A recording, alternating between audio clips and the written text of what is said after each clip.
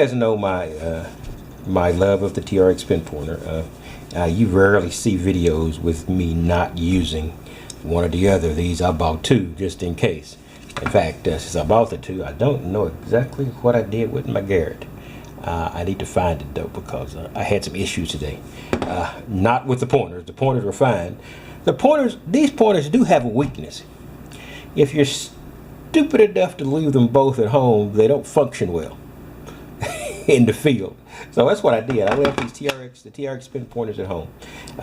It was not intentional.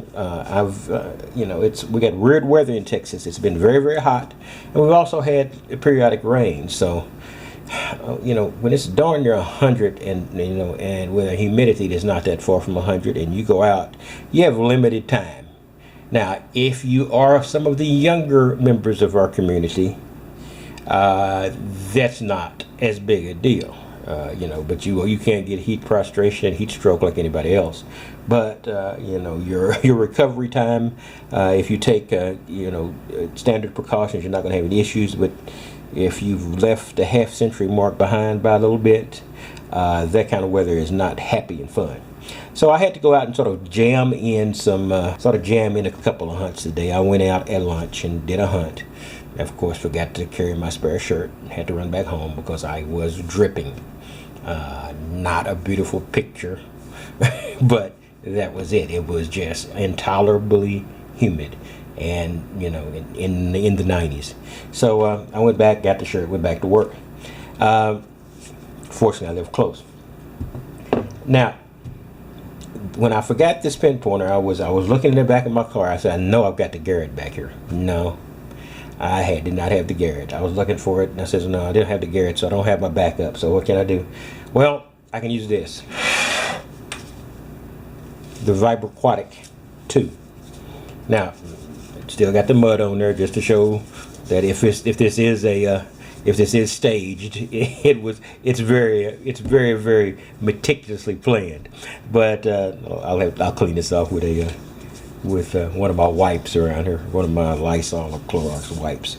In any case, I went out with this, and I had used this before and had very little success with it. But I do know another gentleman on YouTube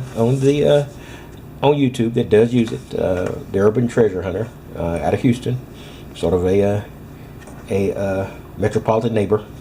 I'm about 240 miles north of him. And he has very good fortune with it. So I said, well, I know this. I know I can do this. But I have just got to. I've got to get it done because I wasn't going to have very much longer to hunt because it's going to be raining again in another 25 or 30 minutes. So I spent about 35, 40 minutes out and made a few minor finds, and I used the Vibra-Quatic 2. I've used the Vibra Pro pinpointer before, which is the more traditional pinpointer look. It has just a point, sort of like a pool stick, but I didn't have much luck with it. But I had great luck with this, and I had to change the strategy using it. I would go out, I would find the target. My targets were shallow, fortunately, so I didn't have to dig to get closer to in range. The TRX range is ridiculous, so I don't think this thing comes close to that range.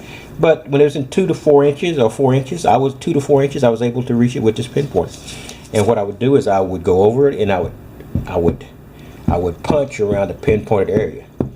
I was using the AT Pro, and so it does pinpoint well. So I could pinpoint, and then I would get the signal. Let me start this thing up. You just hold it up. It beeps twice, and now it's functioning. Let me get a crusty zinc here. You see, if you can't see that, the light, it's vibrating, and there's a light flashing. So this is basically an underwater device, just to indicate, underwater if you're near what your target is. So I went out there and used it, and I had good luck. I found some, 4 targets that were, not shallow, not deep, and it worked fine. So I just want to let you know that the Vibra-Quatic 2. Now, if you probably don't have any reason to have this if you're not either doing water hunting And it may not even be a necessity for water hunting. Most of the best water hunters don't use this. But if you are scuba diving, then you know, it could come in handy. There's a couple of different Vibra products.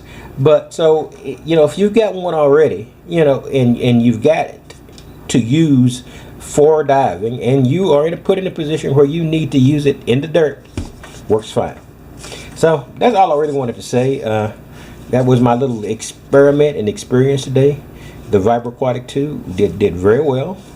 You know, it switches itself back off, so you have to hold it up, let it switch itself on, and then voila, you know, you can detect again. And it's not